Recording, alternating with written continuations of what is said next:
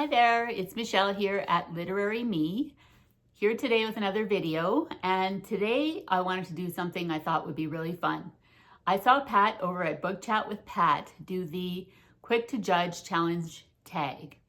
What this tag is that you choose 5 to 10 books from your TBR, read the first paragraph from each book, rank them from least favorite to favorite, and the book you rank number 1 goes on your TBR for the following month. Being that we're at the end of February, I thought this would be the perfect time to do this and pick one selection that will go on my March TBR. This tag was originally created by Ali Risdal years ago, so thank you for creating this. And I also want to extend an invitation. Anyone watching, go ahead and do this tag. I wasn't tagged by anybody, I just saw Pat do it and I thought it looked like fun. So here we go.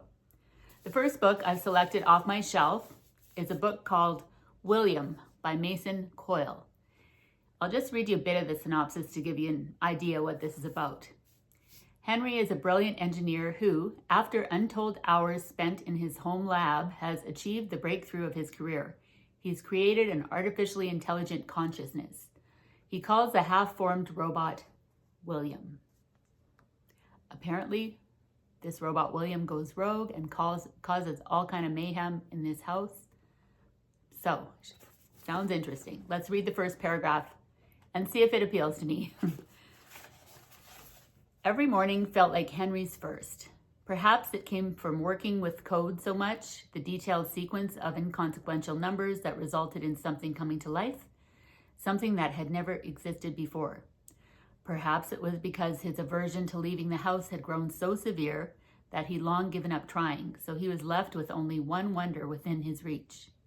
Lily, the woman sitting in the chair next to his bed, smiling in the lovely, vaguely haunted way he sometimes sees as a side effect of overwhelming love, and other times as merely pity.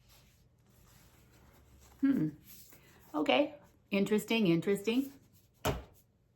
Next book I have chosen off my shelf is a book called Astra by Cedar Bowers. This one, I love a book about abnormal psychology, about cults, about, people, I guess, who are deviating from societal norms, let's put it that way.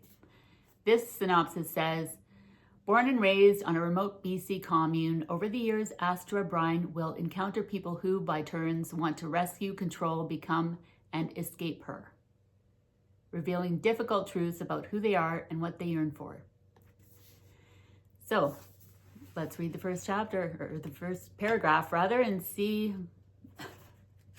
what this book has to tell me. Raymond Brine doesn't want to think about the coming baby. He doesn't want to think about it or about Gloria or his role in it all. He doesn't want to think about a creature so mewling and helpless. Not about its cord, its first cry, or its delicate newborn skin. He doesn't want to think about shared blood or familial lines or humanity's relentless compulsion to overpopulate this weary planet either. What he wants to do is work. To toil away on celestial farms' lands and his comrades under this vast expanse of sky. To focus on soil, irrigation, crop yields, and building more housing for the commune. But this baby is coming as fast as a hurtling comet, and already it's made a mess of everything. Alrighty then. Next book. This one is from my birthday book haul I did, and I've been curious about it ever since. It's called Blob, A Love Story by Maggie Sue. In this book, this woman finds a gelatinous goo on the sidewalk. She brings it home, starts feeding it cereal, and lo and behold, it starts to develop human characteristics. Eventually, this gelatinous blob grows into a fully formed human male. Let's see what the first paragraph says about this one.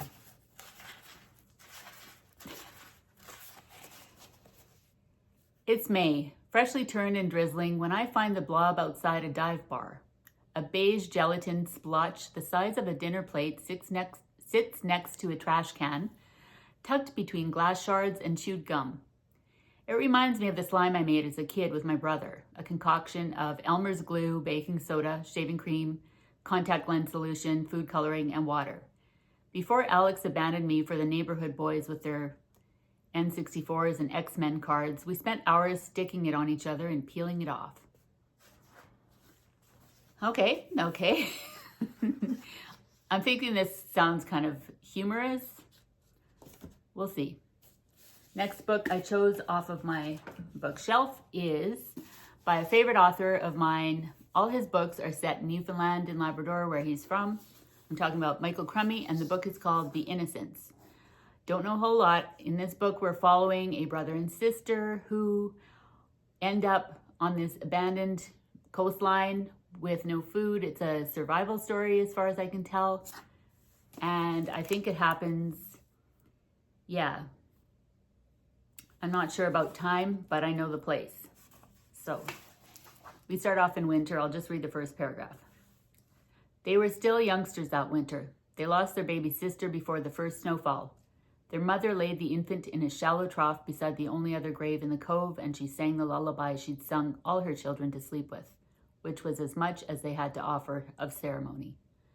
The woman was deathly sick herself by then, coughing up clots of blood into her hands.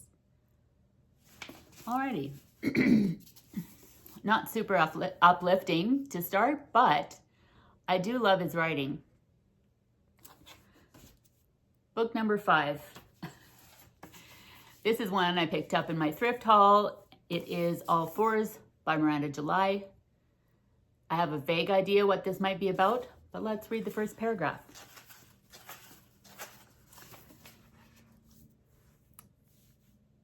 Sorry to trouble you, was how the note began, which is such a great opener.